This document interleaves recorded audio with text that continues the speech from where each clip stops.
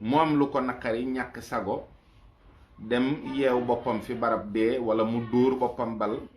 moo xam nu mu ko defee ñu ne loolu dogalub yàlla la. nit mënta rey nit ni moroomam yàlla digle ñu rey ko nga wëlbatiku ne lii dogalub yàlla la. kon injustice day am sax ca ka nga xam ne mooy karay déedéet yooyu yëpp am na ci yeneen. am na Sëriñ Cerno Kanama ko daan wax ne ma am na juróom benni dee yoo xam ne du dogalub yàlla, yàlla reyu leen. te loolu bari na ci sunu réew mi lool lépp nag dama koy waxaat rek dañ koy xëpp ci kaw yàlla, ndax borom bi tabaaraka wa taala moom daal xam naa lim dul ñàkk tontu fi mu toll nii, ñàkk yàkkamti, xuloowul, ne tekk rek di xaar ñëpp bis, di leen xaare bis. loolu moo tax lu bari ñu ko koy teg ngir bëgg lu yomb rek. seet solution bi gën a yomb mooy dogalub yàlla la. waaye lii xew ci Kiné Gaye mii xewoon ci Astu Soxna,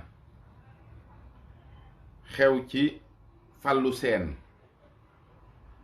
xew ci mbooloo mu bari ci réew mi ñoo xam ne ba ñu xëyee seen yitte dee bokku ci, ñu rey leen noonu ci Mali foro. àgg na foo xam ne xëy na mi ngi bëgg ëpp yaakaar naa. te bu nit ñi amee xel amub seetlu lu bari dinañu ci bàyyi xel fi mu toll nii, ndax quand même il est temps. am réew boo ci nekkee ñu nekkat dañ koy administrer ci wàllu politique di ko jiite. am na émission bu ñu defoon 2S maak Ababacar Mboup wax nañu ci, ndax dafa ne la politique c'est l'art de gérer les affaires de la cité. ma ne ko c'était mu wax ma insister. waaye seetlu leen, regardez autour de vous, sunu nit yi nga xam ne dañuy yëngu ci wàllu politique, kenn ku ne sa yitte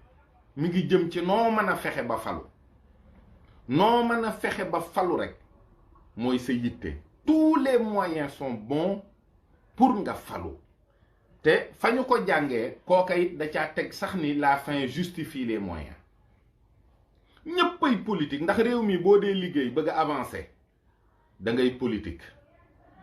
bu fekkente ni da ngaa amul dara loo def bëgg a tekki da ngay politique. réew mi boo seetloo liggéey ñii ñaq rek jariñu ak ci sphère bi bëgg liggéey xam ne li ñuy def mën nañu ko, dañuy jël un homme politique teg seen kaw mu di leen nappaaje di yàq seenug liggéey ba am palam jeex, ñoom ñuy assurer intérim bi. bu ñu demee ñu dem falaat un homme politique, kooku bu ñëwee nappaaje waat leen. il faut qu'on revoie le système dans toute sa totalité, dans toute sa globalité. Nos affaires dans ce pays ne seront jamais bien gérées si les cas de figure que nous vivons ne changent pas. li fekk waxoon naa ko, du ñu sanctionner nit mukk ci lu dul dafa def faute politique, mooy maanaam dafa dem élection ci ay localité ñu gañe ko.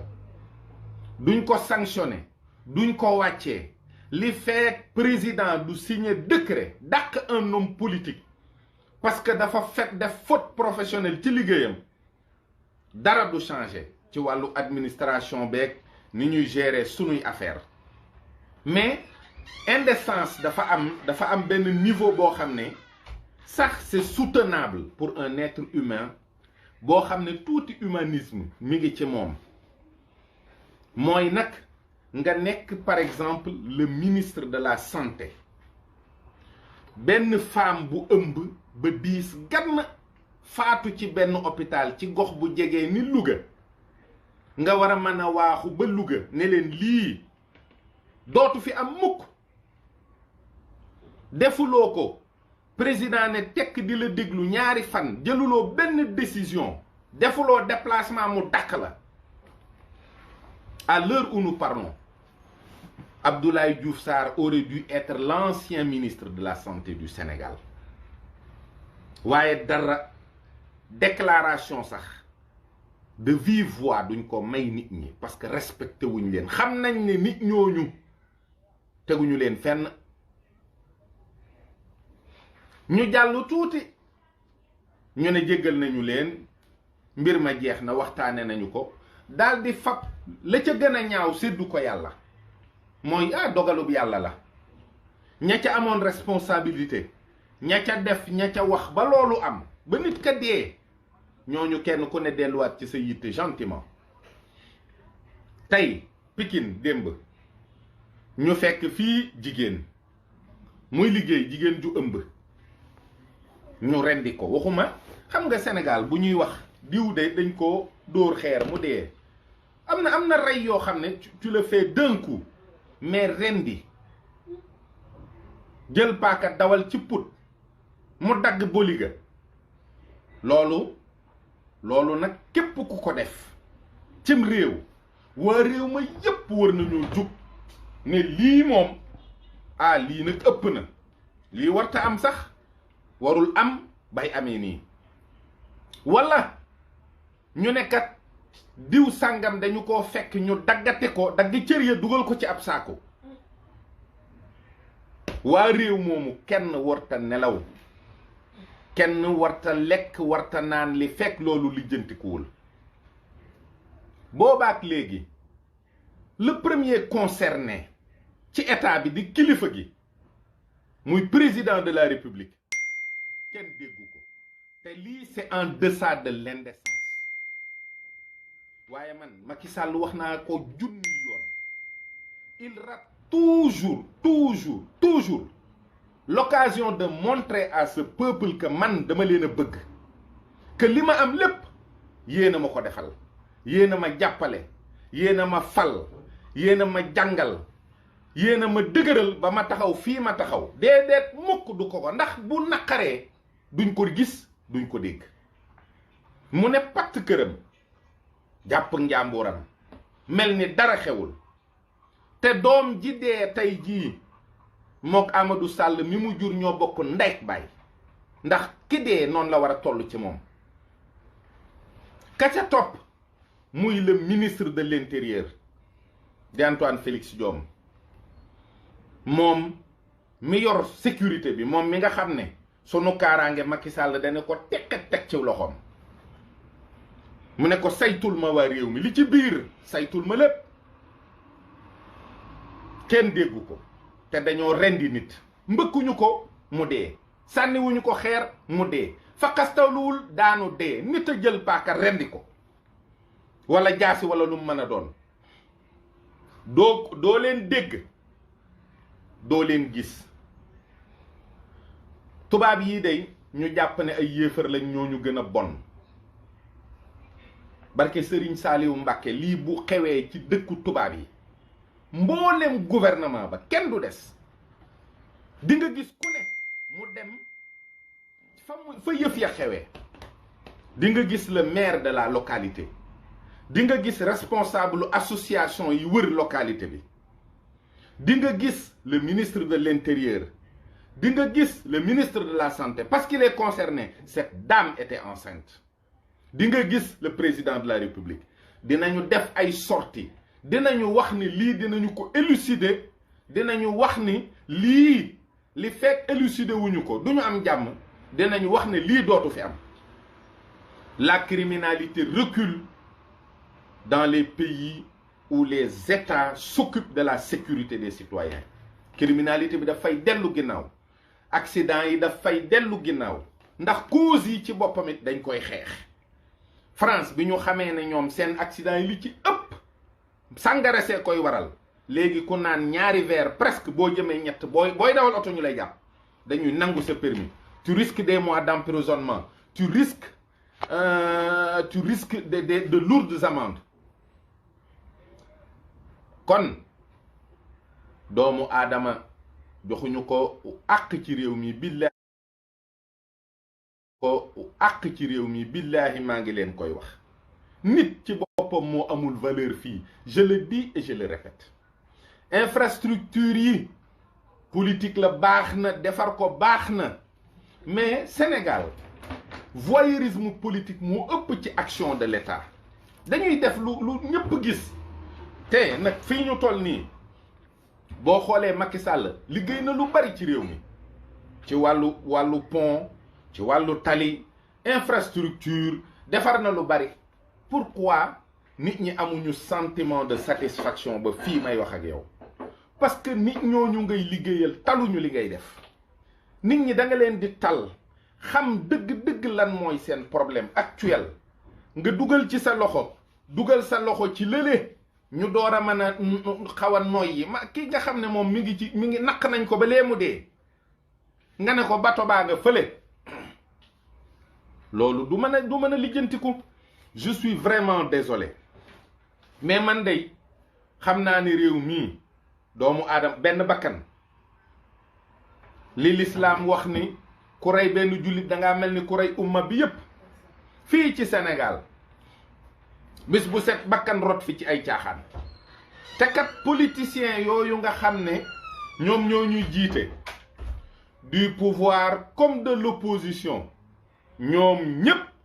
seen mbiri bopp ak a ñu cee gaaw ñaari semaine a ngi nii ñu ñuy bëgg a rey ci liste yi liste bi baax na keroog bañ ne invalidé nañu listu Yewwi Askan Wi ci Dakar guddi googu Barthélémy Dias xaw naa rey boppam fii taxaw bëgg a jaay nit ñi seen bakkan ca guddi ga ñu def seeni conférence ca ëllëg sa waa Benno Bokk Yaakaar génn ñu di ko jokkalante pendant des heures dañuy jël seen énergie di def ay sorties di dem ci télé yi di dem ci rajo yi di wax di saagante di jokkalante ay kàddu yu ñaaw lépp ngir bëgg a falu bu ñu xesee nag ba falu ba toog ba ñu jox leen seeni 4x4 ba ñu jox leen seeni privilège fàtte nañu askan wi demoon voté ji dama ni képp koo xam ni ab politicien képp ca bëgg a faloom tax na nga jug wàcc ci mbedd mi jaay sa bakkan jaay nga ko ñaari dërëm ci loo xam ne milliard la waroon a jar jaay nga lu amul njëg ci ay neeferay fas lu leer laa leen wax seen yëf yii ku ci dee ku ci wopp ku lu ci dara dal dangaa ñàkk fayda ñàkk bopp te kat saa buñ nee jóg leen nit ñi jóg ba noppi sa buñ nee jóg leen bu dee opposition moo ne jóg leen ba nit ñi jóg ci ngay xamee ne pouvoir bi li mu denc ci arme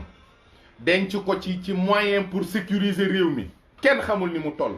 da ngay gis ñu tëj koñ yépp fu ne ay gaay ay nit ay soldat taxaw fa solu ba ñàng bu ñu bëggut réew mi sëqat kenn du sëqat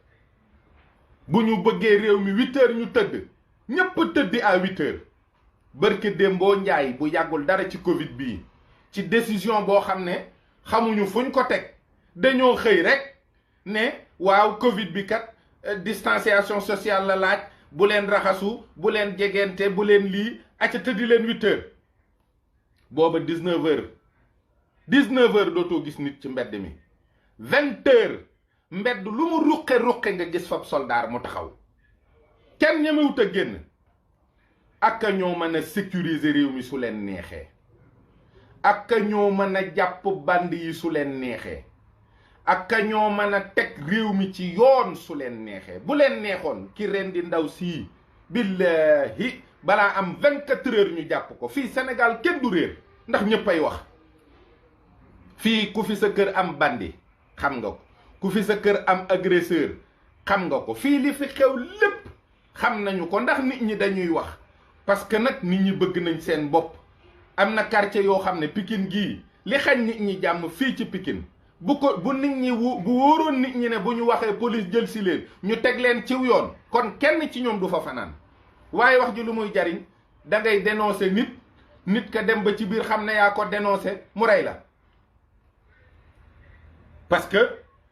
moom ci boppam bés bu la dénoncer dootul nekk en sécurité Sénégal jàmm amu fi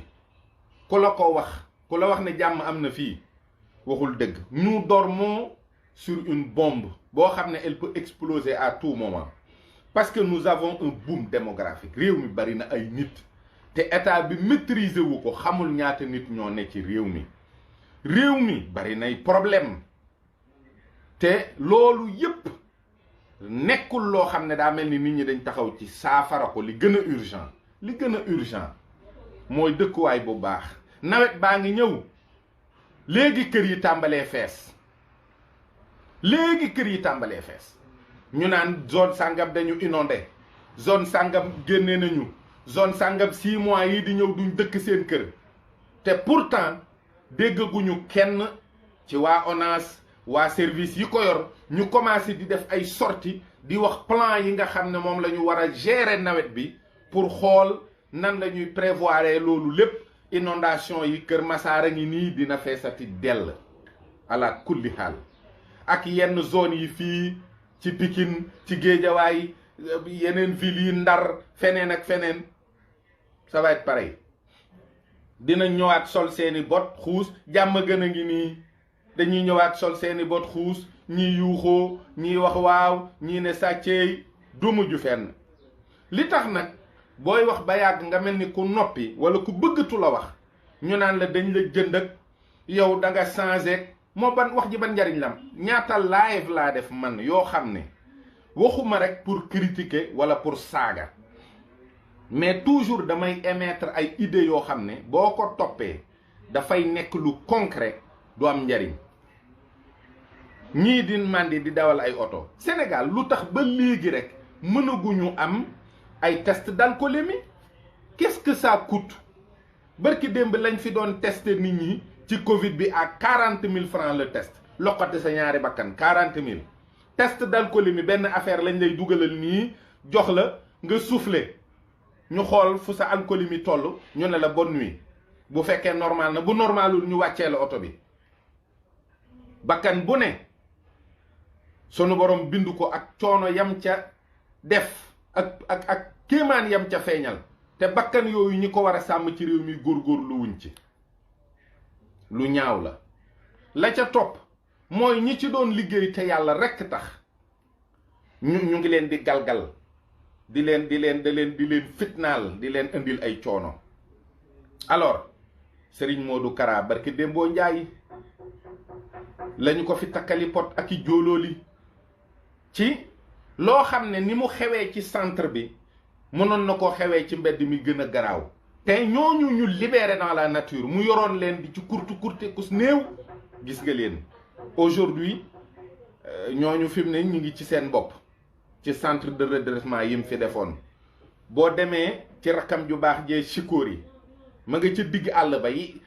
nit ñam fa yor am na ñoo xam ne 4-5 ans ñëwuñu Dakar te ñooñu ay nit yu dangereux ngi ci yoo xam ne kenn mënu laa wax fa leen borom Daaru Nooréyni jëlee. kooku état bi waroon na di ko assister di ko aider di ko jox ay moyens yoo xam ni nawet beeg noor bi day mën di bay loo xam ne kenn xamul ni muy toll ndax bari njariñ.